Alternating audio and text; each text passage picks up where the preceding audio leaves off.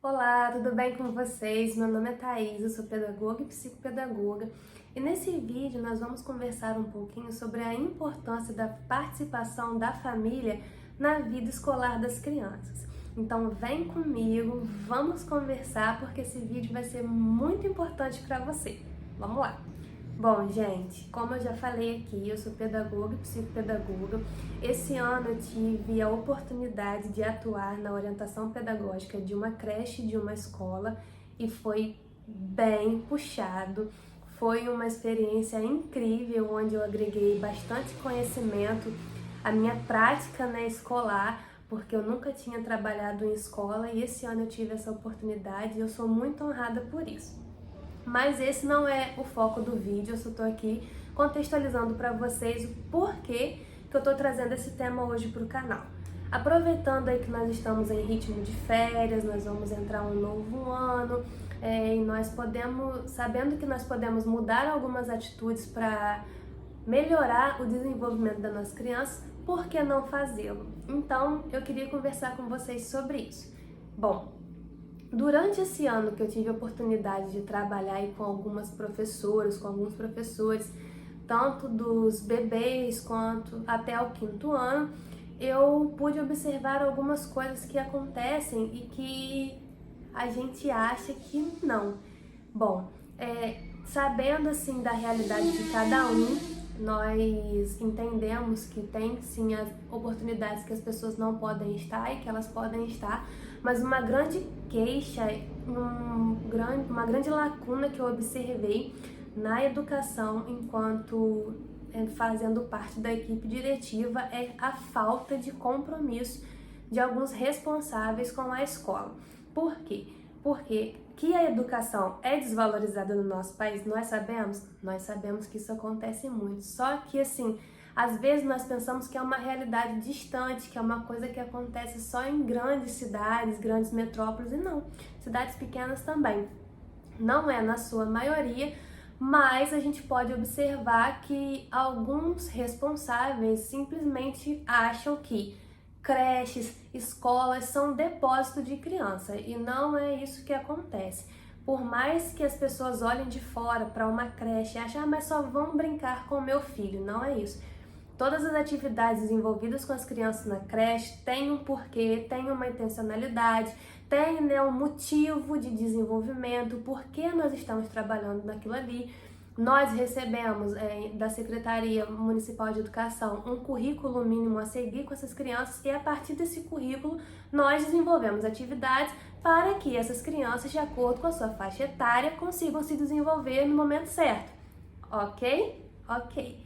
Então, nós precisamos, né, enquanto escola, desenvolver aquilo ali que foi proposto para a gente, sim, fazendo algumas ressalvas e algumas alterações, mas naquela linha de pensamento que todas as escolas da rede seguem. Isso, gente, vai de acordo de cada secretaria para cada secretaria, de cada município, de cada gestão, tá? Não é, a gente tem a Base Nacional Comum Curricular, que, como o próprio nome já diz, rege aí os princípios da educação no Brasil inteiro, mas nós temos também a base municipal, né, que é baseada na Base Comum Nacional Curricular, Base Nacional Comum Curricular, BNCC para os mais íntimos.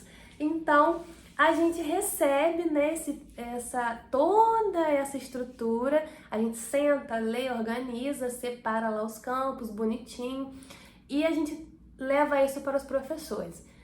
Legal, a parte da escola está sendo feita, mas a grande queixa e às vezes o grande embate que nós temos é a falta, às vezes, de compromisso da família com a criança. Por quê?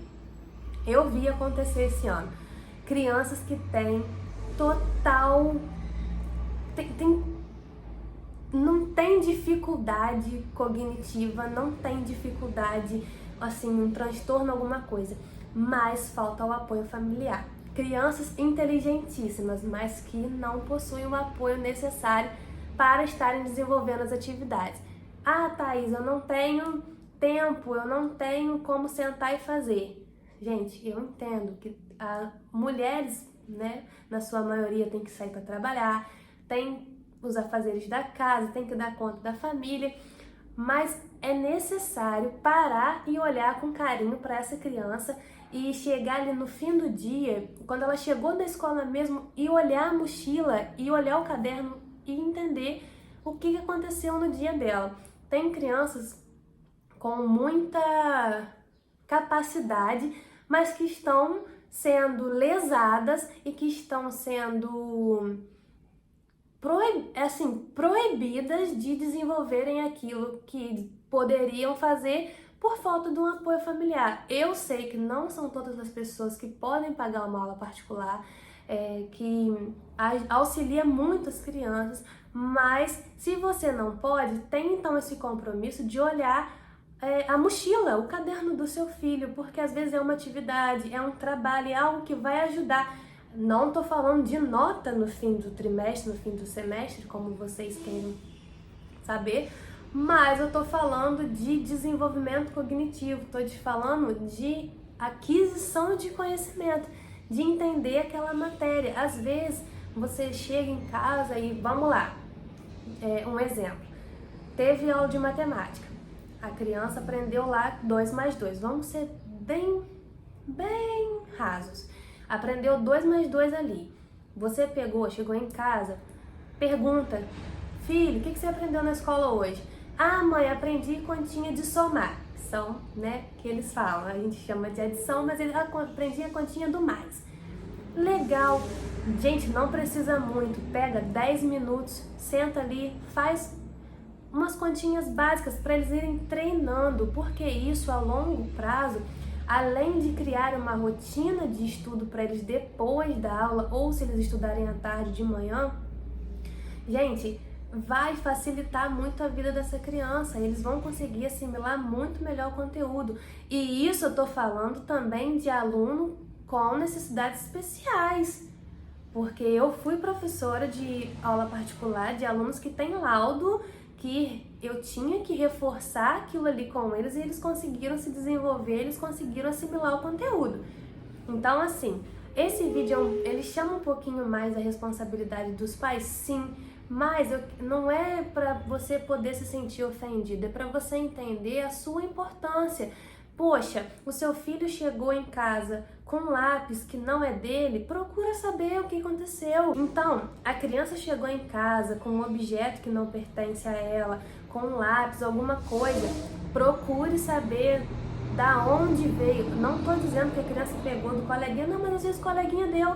Então, procure saber quem te deu. A minha mãe, eu lembro, sempre que a gente chegava em casa com alguma coisa que não era nossa, ela procurava saber se aquilo realmente tinha sido dado a gente ou se a gente tinha pego do coleguinha.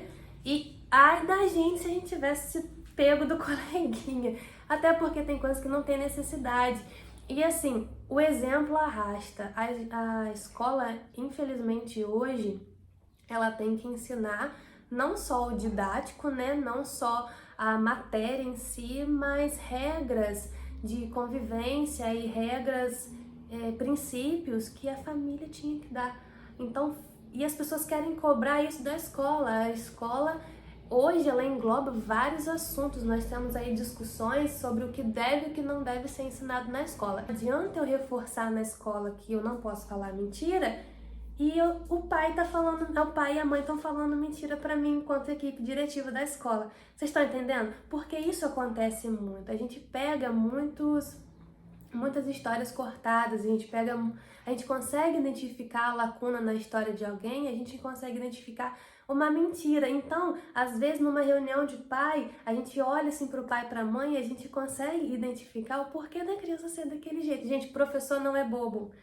Professor não é bobo. Ainda mais os professores que estão, que já estão aí, ó. Esse ano eu aprendi muito com as professoras que eu trabalhei. Por quê? Porque elas têm muito mais experiência e às vezes elas falavam logo assim: Thaís, é isso.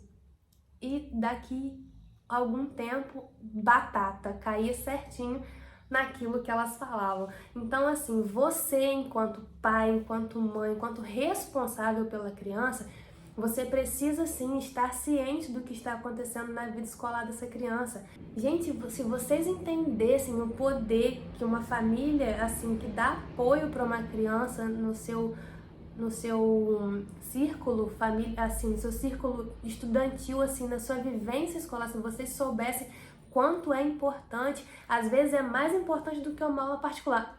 É mais importante para o seu filho chegar em casa e você perguntar: como que foi a sua aula? O que você aprendeu?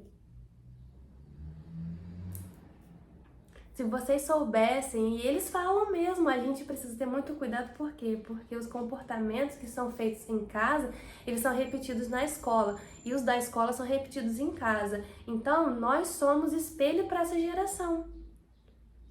Eu sempre via minha mãe lendo, sempre via minha mãe com o livro na mão. Minha mãe não tem tanto estudo assim, mas eu sempre via minha mãe lendo. Ela estava lendo a Bíblia, ela estava lendo um livro, ela sempre estava lendo.